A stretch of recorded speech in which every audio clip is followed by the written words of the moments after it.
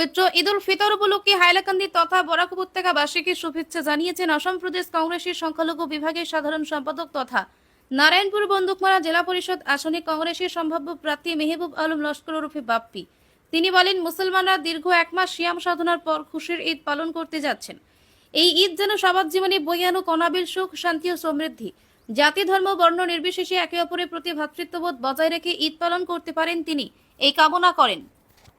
আসাম প্রদেশ কংগ্রেস কমিটির মাইনরিটি ডিপার্টমেন্টের general secretary Mehboob Ahmed Laskar Bappi তথা নারায়ণপুর বন্দুকমারা জেলা পরিষদের সম্ভাব্য প্রার্থী হিসাবে প্রথমে আমি এই পবিত্র রমজান মাস উপলক্ষে মুসলিম সমাজের প্রত্যেক জনসাধারণকে আমি আন্তরিক শুভেচ্ছা জ্ঞাপন করি এবং সবার জন্য আমি একটা কথাই বলতে চাই যে আপনারা যেভাবে শান্তিপূর্ণভাবে রমজান মাস পালন করেছেন সেটা খুব দুর্লভ এবং আমরা সবাই যেভাবে একত্রিত হয়ে আজকে রমজান মাসের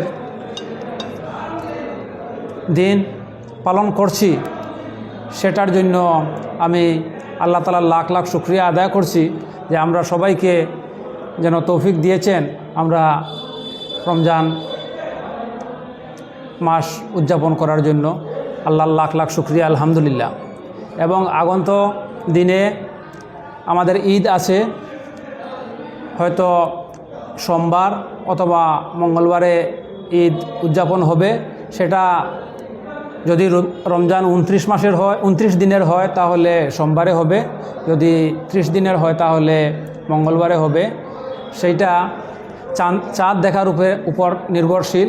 তাই সোমবারে হোক আর মঙ্গলবারে হোক আমি ঈদ উল ফিতর উপলক্ষে প্রত্যেক জাতি, ধর্ম, বর্ণ নির্বিশেষ প্রত্যেক মানুষকে আমি আমার কংগ্রেসের তরফ থেকে, মাইনরিটি কংগ্রেসের তরফ থেকে আমি শুভেচ্ছা জ্ঞাপন করি এবং সবাইকে একত্রিত হয়ে ঈদ উদযাপন করার জন্য আমি অনুরোধ জানাই। আমরা মিলেমিশে ভ্রাতৃত্ববোধ গড়ে তুলে একটা সুন্দর ইতিহাস গড়ে তুলব হাইলাকান্দিতে, এই আশা রেখে আমি আমার বার্তা এখানেই সমাপ্তি করলাম।